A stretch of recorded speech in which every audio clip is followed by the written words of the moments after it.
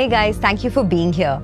Now, in my 17 years as a business news anchor and journalist, I've interacted with hundreds of wealth creators and successful leaders, and there's a pattern and mindset that they all have.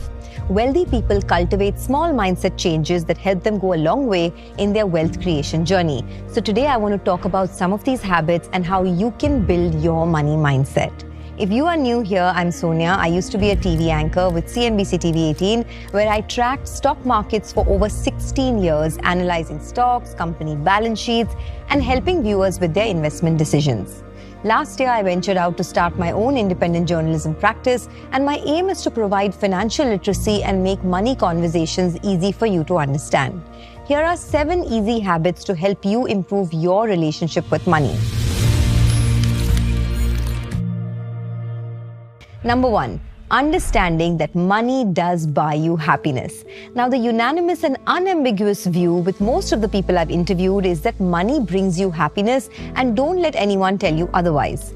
Sunil Singhania, who has managed public money for over 30 years, told me this, that money solves 90% of your money problems, gives you the freedom to make your life choices, whether it is investing in a business, choosing your life partner, walking away from a tough situation, helps you give a better life to your family, and solves most of your money problems. So don't be apologetic about your hunger to earn money. However, obsession with money is a problem because obsession brings you both immense joy and immense sorrow. Hence, don't get obsessed, but understand that money is a means to an end and not the end in itself. Number 2, allowing yourself to fail. This is a huge mindset shift because we are always taught to succeed from our childhood in everything we touch. Hence, we prefer inaction to failure, which then restricts us from trying and unlocking new opportunities in our life. Allowing yourself to fail is a big hack to achieve escape velocity when it comes to money. Once you stop worrying about the consequences of failure, which is basically other people judging you, that's when you can truly achieve the path to success. In fact, Ramesh Damani told me this in our interview. He said very early on in his life, his father gave him some money to trade in the stock market and said, you start trading, and even if you lose all the money, it's fine. If whatever you make from this money is yours, and if you lose the money, it's okay. He said that really changed his perspective towards life. If you don't allow yourself to fail, you will never take risks in life. That new job, that career switch. I know it's easier said than done, but once you understand it and unlock the power of allowing yourself to fail multiple times, you open up to magic. So start that new business, take up that new job, move to that new city for a better opportunity. Number 3, detach yourself from the outcome of your work. I learned this from Vikas Khemani of Carnelian Capital. He told me, you need to always work hard, but don't think how much money or reward comes at the end of it. Only when you detach yourself from the output, the quality of the input goes up. This, of course, is a learning from the Gita. There's an excerpt of this teachings in the book by Vinoba Bhave. Number 4, learning the concept of the inner scorecard.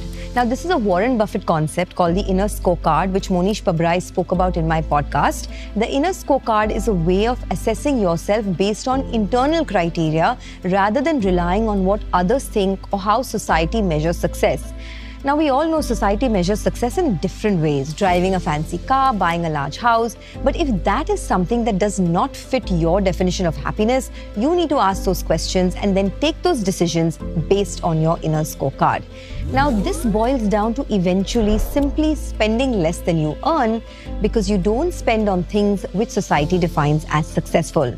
This is such an integral part of your wealth creation journey, and it starts with that mindset shift.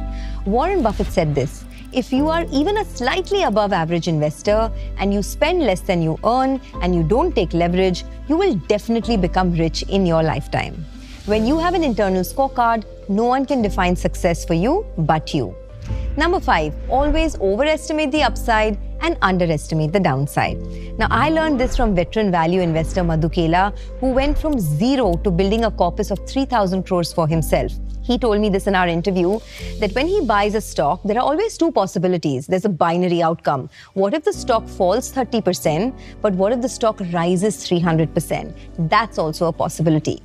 Thinking audaciously and punching above your weight is a common practice with wealthy people and a habit that you have to cultivate. Always work with the assumption and the belief that the stock you buy will rise 300% and create your thesis around it. Number 6, create more, consume less. The wealthiest people I know spend very less time consuming, but always spend a lot of time creating. It could be creating anything: reading, building, research, learning a new skill, spending your time learning rather than consuming. There is a study, that's a common study online, that shows that 70% of wealthy people spend less than 1 hour watching TV. People who build real wealth focus on creating, not consuming. And last but not the least, first principle thinking.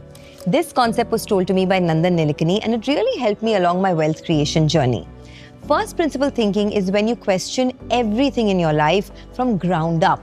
You don't just rely on existing knowledge or analogies. In fact, Elon Musk famously used first principle thinking to reduce the cost of rocket production. Instead of accepting the established cost of rockets as a given, he broke down the problem into its fundamental components like materials, manufacturing processes, etc. By rethinking each element from first principles, he identified ways to significantly lower production costs.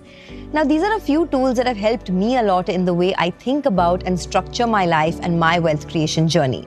Let me know what you think, and thank you for being here. See you in the next video, and do let me know what topics you would want me to cover. Cheers.